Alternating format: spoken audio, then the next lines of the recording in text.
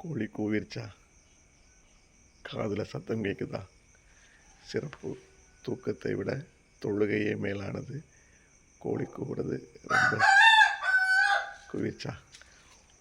ஒவ்வொரு நிமிஷத்துலேயும் இந்த கோழி கூவுற சத்தம் அடுத்தடுத்து கேட்டுக்கொண்டே இருக்கும் இந்த பிரபஞ்சத்தில். ஏன் முருகன் சேவர் கொடின்னு வச்சுருக்காங்க? அதுக்கு ஏதோ ஒரு அர்த்தம் இருக்குது. சேவல் நம்மளை கூவி எழுப்பும் அப்படிங்கிறதுக்காக இயற்கை சமைச்சு வச்சுருக்கு. அந்த காலத்தில் அது ரொம்ப அற்புதமான விஷயமா இருந்திருக்கு. மறந்து போன விஷயமா இருக்குது. சூப்பராக கோழி கூவுங்க, அருமையாக அற்புதமாக. இந்த விஷயத்தை எல்லாரும் கேளுங்க, சிறப்பாக இருக்கும். நன்றி. வாழ்க வளமுடன். கோழி கூவுற சத்தம் நமக்கு கேட்டுச்சு.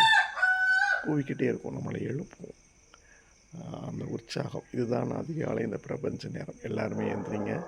வெளிநாட்டில் இருக்கவங்க, சென்னையில் இருக்கவங்க, மும்பை, பெங்களூரில் இருக்கவங்க இந்த சத்தத்தை நாங்கள் கேட்கவே முடியாதுன்றாங்க. உங்களுக்காக தான் அந்த சத்தம். கிராமப்புறத்தில் இருக்கவங்களும் எல்லாருமே இதை கேளுங்க. நம்மளாம் கிராமப்புறத்தில் இருக்கோம் இல்லையா?